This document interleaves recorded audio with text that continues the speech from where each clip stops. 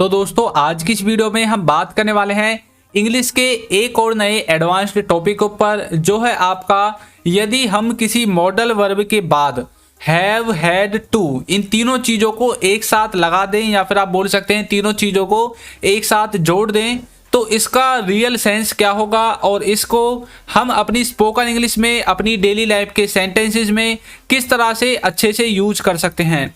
तो इस सब के बारे में हम आज की इस वीडियो में देखने वाले हैं।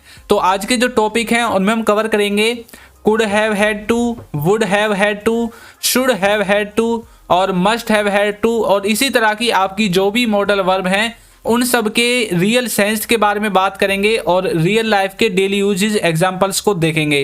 हमारी वीडियोस हमेशा आप सब के लिए हेल्पफुल होती हैं, तो वीडियो को लास्ट तक देखना। और ये बहुत ही पावरफुल टॉपिक है, यदि आपने आज इसको लास्ट तक देख लिया तो समझ लीजिए बहुत सारी जो स्पोकन इंग्लिश ग्रामर है वो आज आपकी मुट्ठी में आ जाएगी। तो चलिए शुरू करते हैं। तो देखिए सबसे पहले हम देखने वाले हैं इसमें वुड हैव हैड टू के बारे में। वुड हैव हैड टू का देखिए रियल सेंस क्या होता है। इसका सेंस होता है कि करना पड़ा होगा, किसी सब्जेक्ट को कोई कार्य करना पड़ा होगा। अब देखिए आप इस सेंटेंस को जो हिंदी में लिखा हुआ है खुद ही बोलकर देखिए, करना पड़ा होगा, तो इसका जो सेंस है वो आपका पास्ट की तरफ इशारा करता है, यानी कि किसी सब्जेक्ट को कुछ या फिर कोई चीज या फिर कोई कार्य पास्ट में करना पड़ा होगा, इस तरह का सेंस निकलता है। और इन सभी बातों को आप प्रेजेंट में खड़े होकर सोचते हो कि पास्ट में किसी को यह करना पड़ा होगा। तो चलिए इसके स्ट्रक्चर को देखते हैं। स्ट्रक्चर में सबसे पहले सब्जेक्ट, उसके बाद आपको यूज करना है वुड हैव हैड और उसके बाद टू का, और उसके बाद हमेशा की तरह वर्ब की फर्स्ट फॉर्म और ऑब्जेक्ट आपका आ जाएगा। तो चलिए एग्जाम्पल से और अच्छे से इसे समझते हैं। तो पहला एग्जाम्पल है उसे जाना पड़ा होगा, तो कोई काम हो गया होगा कि उसे वहां पर जाना पड़ा होगा, तो कैसे बोलोगे he would have had to go. आप इसको इस तरह से समझ सकते हैं कि आपने अपने दोस्त को कहीं पर बुलाया था लेकिन वो वहां पर नहीं आया, और अब आप इस बात को प्रेजेंट में खड़े होकर सोच रहे हैं वो वहां पर इसलिए नहीं आया क्योंकि उसे जाना पड़ा होगा, कहीं पर जाना पड़ा होगा, इसलिए वो मेरे बुलाए पते पर नहीं आया। तो कैसे बोलोगे इंग्लिश में he would have had to go, इस तरह से। नेक्स्ट देखिए तुम्हें खेलना पड़ा होगा, तो इसकी इंग्लिश बनेगी you would have had to play, तो तुम्हें खेलना पड़ा होगा, तो you would have had to play. मुझे खेलना पड़ा होगा, तो I would have had to play. उसे खेलना पड़ा होगा, he would have had to play, इस तरह से। नेक्स्ट है उन्हें देखना पड़ा होगा, यानी कि कोई चीज़ है या फिर कोई फिल्म है जो कि जबरदस्ती उन्हें देखनी पड़ी होगी, तो कैसे बोलोगे they would have had to watch. तो यहाँ पर जो ये हैव हैड टू है और ये आपकी मॉडल वर्ब है वुड, इसका जो रियल सेंस में ये है कि उसे किसी मजबूरी में या फिर किसी के प्यार से बोलने पर तब कोई कार्य करना पड़ा होगा, इस तरह का सेंस है। यानी कि वो खुद करना नहीं चाहता लेकिन किसी के कहने पर या फिर किसी के फोर्स करने पर उसे वह कार्य करना पड़ा होगा, इस तरह का सेंस आपका वुड हैव हैड टू देता है। तो मुझे आशा है कि आपको ये would have had to clear हो गया होगा। तो चलिए आगे बढ़ते हैं। तो आगे हम देखने वाले हैं कुड हैव हैड टू के बारे में। इसका मतलब होता है करना पड़ सकता था। कुड हैव हैड टू का मतलब है करना पड़ सकता था, कि पास्ट में किसी सब्जेक्ट को कुछ करना पड़ सकता था, उस वाले सेंस में। स्ट्रक्चर में सबसे पहले सब्जेक्ट, उसके बाद कुड हैव हैड टू का आपको यूज करना है, और उसके बाद वर्ब की फर्स्ट फॉर्म आ जाएगी, और उसके बाद आपका जो ऑब्जेक्ट है वो ऑब्जेक्ट आ जाएगा। तो चलिए एग्जांपल देखते हैं। उसे पढ़ना पड़ सकता था, तो कैसे बोलोगे he could have had to study. इसका मतलब ये है कि दो चार बच्चे एक स्थान पर बैठे हुए हैं और तीन बच्चों ने तो पढ़ दिया, कोई लेसन दिया है किसी टीचर ने और तीन बच्चों ने पढ़ दिया, लेकिन इतने ही उनकी क्या होती है छुट्टी हो जाती है। तो आप बोल रहे हैं यदि छुट्टी ना होती तो उसे पढ़ना पड़ सकता था, या फिर आप और कोई भी एग्जाम्पल ले सकते हैं, लेकिन आपको ये बात पास्ट के लिए बोलनी है।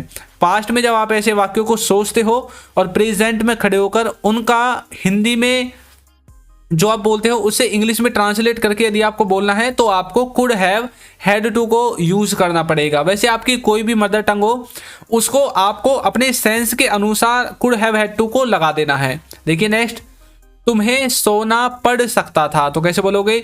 You could have had to sleep, इस तरह से। वैसे जो ये कुड हैव हैड टू है ये बोलने में थोड़ा सा बड़ा हो जाता है, तो आप सब इनकी शॉर्ट फॉर्म को भी याद कर लेना। और यदि आपको इनकी शॉर्ट फॉर्म चाहिए तो आप मुझे जो कमेंट बॉक्स में बता सकते हैं, मैं उनको पर भी एक स्पेशल वीडियो बना दूंगा। देखिए, उन्हें देखना पड़ सकता था, तो इसकी इंग्लिश बनेगी they could have had to watch.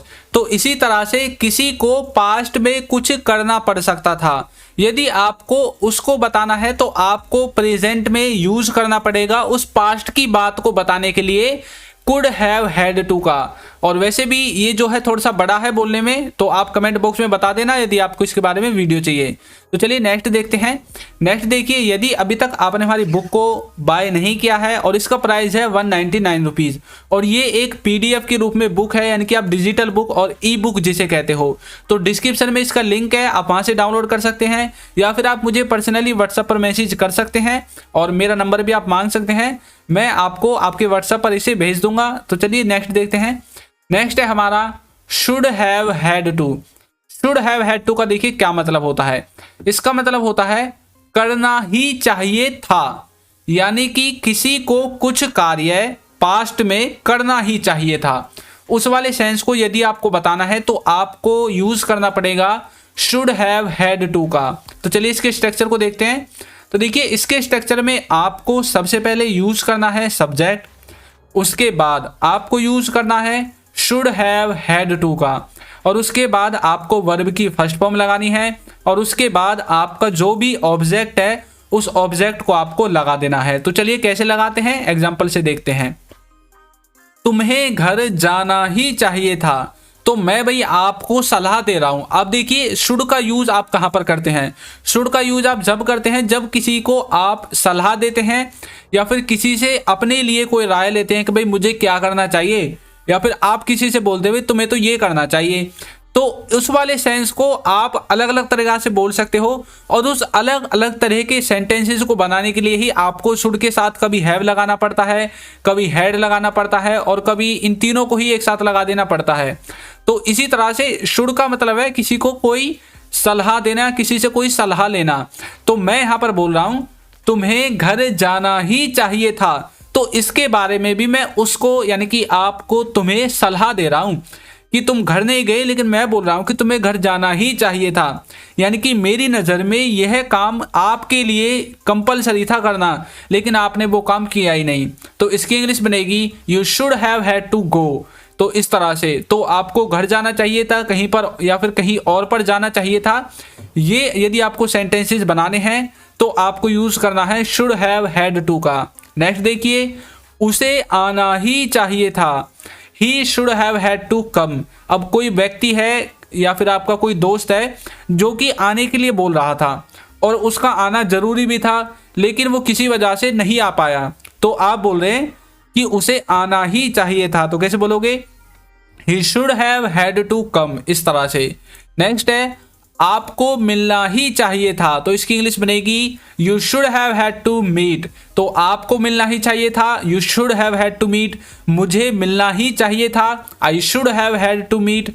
उसे मिलना ही चाहिए था, they should have had to meet. और उन्हें मिलना ही चाहिए था, they should have had to meet. अब मैंने इतने सारे एग्जाम्पल आपको इसीलिए दिए हैं कि कुछ बच्चे इस चीज़ में भी कंफ्यूज रहते हैं कि ये जो शुड है ये क्या थर्ड पर्सन के साथ, फर्स्ट पर्सन के साथ और सेकंड पर्सन के साथ सबके साथ लगेगा, या फिर गिने चुने कुछ जो प्रोनाउंस है उनके साथ ही लगेगा। तो मैं आपको बता दूं जितने भी मॉडल वर्ब हैं वो सबके साथ लगेंगी, कोई इनमें जो है रेस्ट्रिक्शन नहीं है आपका कि भाई आपको इसको इसके साथ ही लगाना है।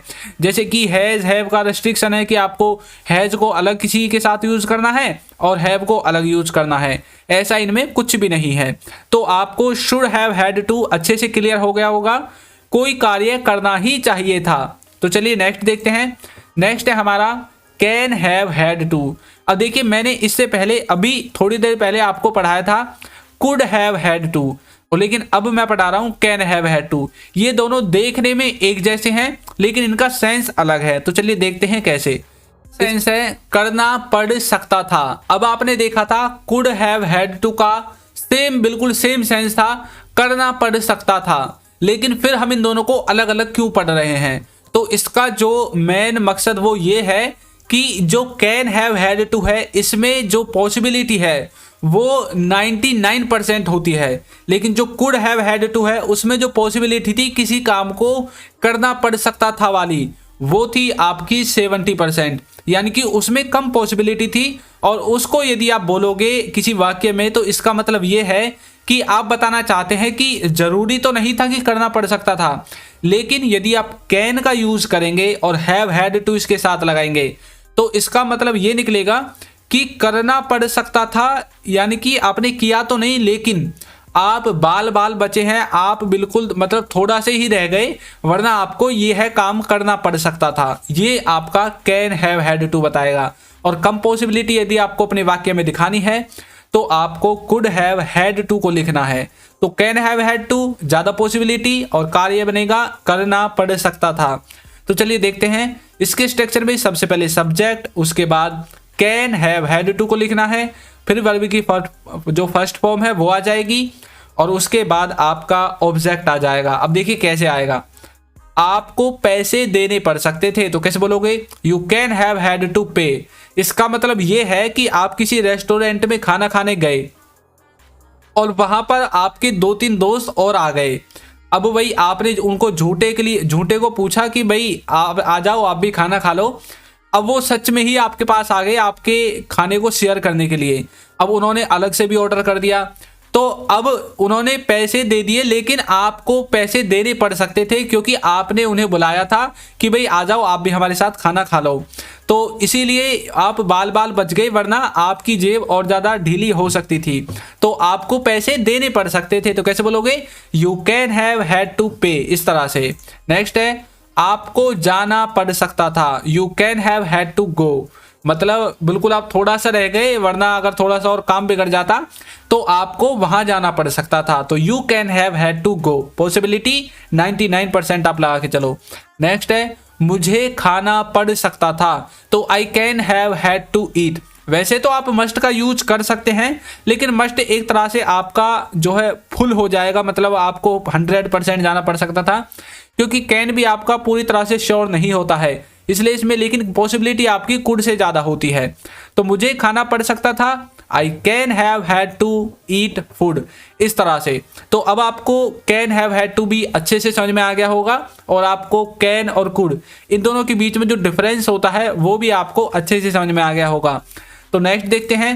नेक्स्ट है हमारा may have had to. May have had to का मतलब होता है शायद पड़ सकता था, यानी कि शायद कोई कार्य करना पड़ सकता था, ये होगा आपका मे हैव हैड टू। इसकी पॉसिबिलिटी आपकी 50% आप लगा सकते हो, यानी कि किसी कार्य को करने की पॉसिबिलिटी 50% थी और ना करने की भी 50% थी, यानी कि बराबर बराबर था। तो देखिए कैसे। स्ट्रक्चर में सबसे पहले सब्जेक्ट, उसके बाद मे हैव हैड टू, उसके बाद वर्ब की फर्स्ट फॉर्म और लास्ट में ऑब्जेक्ट आएगा। एग्जाम्पल देखिए, मुझे खाना बनाना पड़ सकता था, तो कैसे बोलोगे, I may have had to cook food, यानी कि मुझे खाना बनाना पड़ सकता था। अगर मेरी मम्मी या फिर आपकी सिस्टर नहीं आती तो भाई मुझे खाना बनाना पड़ सकता था। तो मतलब पॉसिबिलिटी जो है 50% आप दिखा रहे हो, क्योंकि वो आ गई थी और आपको खाना बनाना नहीं पड़ा था। नेक्स्ट है तुम्हें देखना पड़ सकता था, तो कैसे बोलोगे, you may have had to watch. तो इस तरह से पॉसिबिलिटी को यदि आप 50% दिखाना चाहते हैं कि 50% उस काम को करना पड़ सकता था या फिर नहीं भी करना पड़ सकता था, तो उस वाले सेंस में आपको यूज करना है मे हैव हैड टू का। इसी तरह से और कम पॉसिबिलिटी में माइट और 100% में मस्ट आपको यूज करना है। तो आशा है कि आपको वीडियो अच्छी लगी है और अच्छी से समझ में आ भी गई है। तो आपको हमारी वीडियो कैसी लगी है जरूर बताइएगा। चैनल पर नए हैं तो सब्सक्राइब कर लीजिए, वीडियो को लाइक कर दीजिए और एक अच्छा सा कमेंट करना बिल्कुल ना भूले। मैं पूरा वेट कर रहा हूँ कि आप कमेंट कब करोगे और आपको वीडियो कैसी लगी है। तो आज की इस वीडियो में इतना ही, मिलते हैं किसी नेक्स्ट वीडियो में। Thank you.